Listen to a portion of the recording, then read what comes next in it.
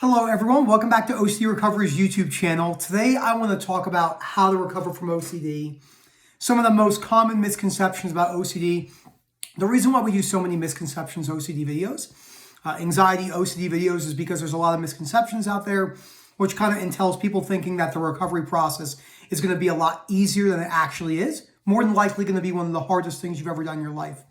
But that hardship can teach you things that can benefit every aspect of your life.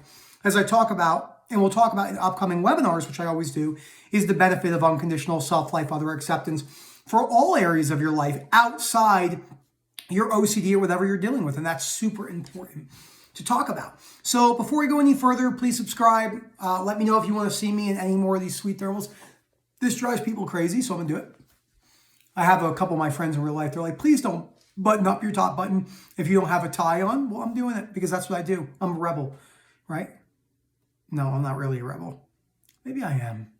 I don't know. I could be. Jay would agree otherwise, bro. She'd probably like, Nick, he's such a rebel. I could see her saying that.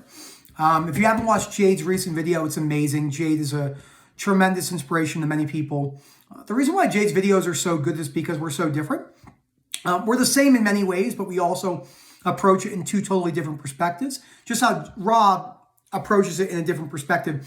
And when I mean different perspective, I don't mean we all have different ways to get better. We just have different experiences and what we've noticed. So let's kind of go through what it really entails. First of all, what is OCD recovery? No matter what anyone is telling you, OCD recovery is not subjective from person to person. I know it's really difficult to hear because many people are trying to tell you that there are certain things about recovery. You know, this is what recovery is and this is what recovery is not. And that is simply just not the case. OCD recovery is the absence of chronic anxiety. There's no chronic suffering cycle. You're a very rational person with an unconditional self-life other perspective. You're pretty stoic. Stoicism does not mean you have no emotions.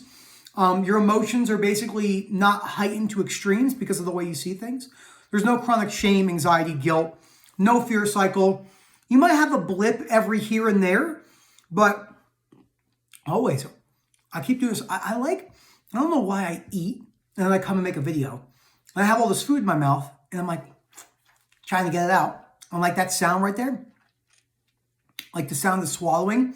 A lot of people are like, oh my God, that drives me nuts, right? When I'm at a restaurant, and I can't listen to people swallow or chew. OCD or not, you can actually handle that. A little side note right there. So recovery is quite simple in the principles. So we have unconditional self-life, other acceptance, moving with uncertainty when necessary, time and patience, persistence, and exposures when necessary. Certain fears need more exposures than other fears. So if you look at something like a contamination OCD or a magical thinking OCD, where there's a lot more outward compulsions, they're going to have to do exposures. If you're avoiding certain things, you're going to have to do exposures and bring down those avoidance behaviors. That is a fact. We know that. Not easy to hear, but it's something that's really important. Sensory motor, on the other hand, like a hyper-awareness type of fear, you don't really need to do that. Especially if it's the big five, breathing, swallowing, salivation, blinking, and heartbeat, the exposure is a sensation, which is going to be there forever. Like you're going to blink, you're going to swallow, you're going to salivate, your heart's going to go, you're going to breathe. All those things are going to happen for the rest of your life until you're no longer with us and you are dead. Very triggering for people to hear. They don't like talking about death. I think death is one of the most fun things to talk about. I also like making videos with no plans because it's really important to do this to show you the reality of that. It's not just like a instruction manual, this and like that and like that. And whilst I do those videos, it's also really important to do videos like that, like this, because that's not actually how recovery is. Recovery is very up and down, lots of confusions, new themes popping up, new fears. And there's little things you learn along the way that you didn't even realize were part of your OCD, which kind of happened to me. Let's see, where do I want to start? Well, let's start with the what we always usually talk about, the books on the reading list. We have How to Stubbornly Refuse, Self-Help for Your Nerves, Myth of Self-Esteem, Man's Search for Meaning, At Last a Life, and Marcus Aurelius' Meditations, which is a difficult book to read because it's obviously different context of language. All underneath OCDrecovery.com in the resource tab. And if you're interested about coaching or webinars, You just email info@ocdrecovery.com. Again, that's info@ocdrecovery.com. And you could just, in the title, I'm interested in webinars. I'm interested in coaching services. And the people who answer, Phil, very, very quick on the response and give you a really, really good background of what it looks like and just break down, exactly what we do. Why we think unconditional self-life other acceptance is the missing component in the OCD and anxiety community. And not even in the OCD and anxiety community, missing in life. Because most people, their emotional disturbances, what Dr. Albert Ellis coined, in 1955 when he created REBT and kind of tested it out for the next, he died in 2007, 55 years, right? Psychotherapy for 70 years. But he used to be a psychoanalyst. Then he realized that telling people that their past was the reason they are the way they are today, he was like, this is not entirely true. Events that people experience are definitely important, but it's not the primary reason now why they're suffering emotionally. It's the belief system they hold about that. Once you realize that, you can really empower your life because no situation can really put you into a spiral of a depression chronically long-term. If you lose your family in a car accident, guarantee you'll be a little depressed, sad, freaked out. But you could start applying unconditional self-life other acceptance, which wouldn't be easy to say in theory, and get yourself to a place where you still are sad, you accepted the scenario without agreeing with it. So the books on the reading list are key. I get a lot of kickback on the books when I'm doing coaching calls and webinars. People say to me, do I have to actually do the reading? No, you don't have to. You probably want to do it because I've never met anyone who's recovered without doing it. No skim reading. You got to do the exercises in the book. It's just the reality of what OCD recovery entails. Then the rest of the journey is actually wearing discomfort. You're wearing the intrusive thought, sensation, images, and urges. The biggest misconception about rumination or the OCD recovery journey in general is anyone, I'm going to be very blunt here, anyone who says, excuse me, that, how do I want to say this? Anyone that says you can bring down rumination X, how to tackle rumination, does not understand OCD. There's no easy way for me to say that except for to be blunt. They do not understand OCD. They do not understand OCD. Very few people understand OCD. The vast majority. Even the people that work with OCD don't understand OCD. I see it all the time. I hear the stuff that people are coming into coaching and webinars, telling them to tackle rumination, telling them to track certain things. It's a nightmare. What happens is you're scared. This is why the books help break down the fears.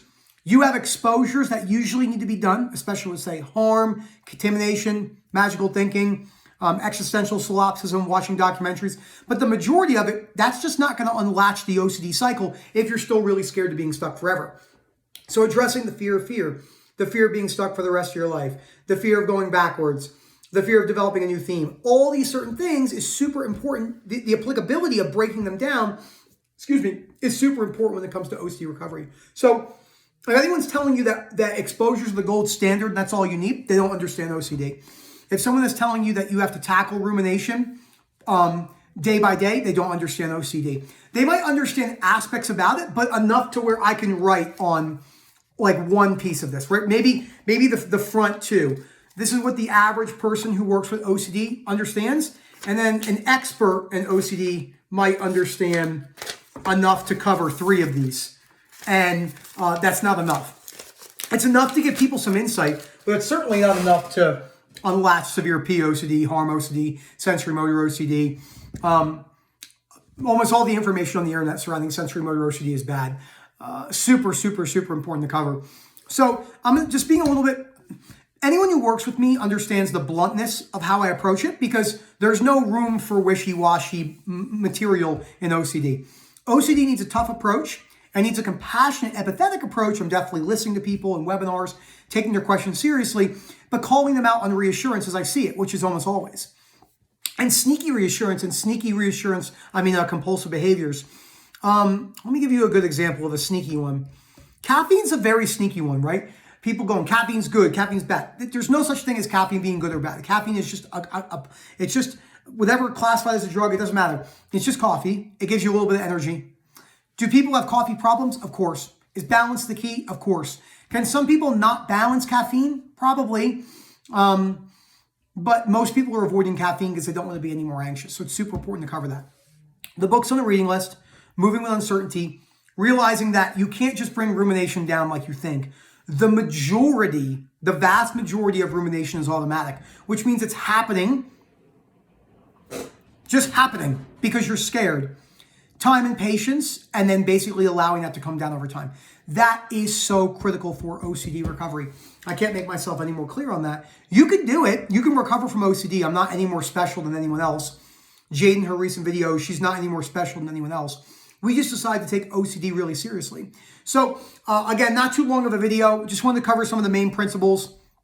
Books on the reading list, okay? Uncertainty when needed, exposures when needed, time and patience.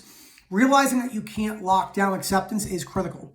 The reason why I make so many of these repetitive videos every once in a while covering these same stuff, because there's never too much information on it. And it's super important to cover that, because a lot of people, they get lost on that, and that's key. So I hope you enjoyed the video. Don't forget, info@ocdrecovery.com. Send the email in if you're interested in coaching or anything like that. And then we'll go from there. Super important. If you have any questions down below, ask. Flood the comments with questions. It's really good for the algorithm to get the information out there. And it's really good for me to talk to different people, because I think it's really fun. And I know what it's like to be stuck with OCD severely. It's not fun. So thank you so much, and have a good day.